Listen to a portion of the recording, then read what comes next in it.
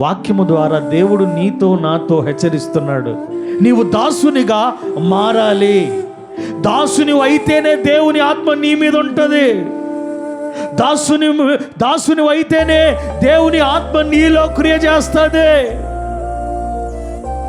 నువ్వు దాసుని అయితేనే, నువ్వు దాసుని స్వరూపం ఉంటేనే, నువ్వు దాసునిగా ఉంటేనే దేవుని కార్యాలు నీ ద్వారా జరుగుతాయి. దేనికి దాసునిగా ఉన్నావు? అపవిత్రమైన కార్యములకు దాసునిగా ఉన్నావా? మోసానికి దాసునిగా ఉన్నావా? అబద్ధానికి దాసునిగా ఉన్నావా? పాపానికి దాసునిగా ఉన్నావా? అయితే ఈ వాక్యము ద్వారా దేవునికి దాసునిగా మారు. దేవునికి దాసురాండ్రుగా మారు. దేవుడు నీ మీద తన ఆత్మను కుమ్మరించి నిన్ను దేవుడు ఆత్మీయతలో అభివృద్ధి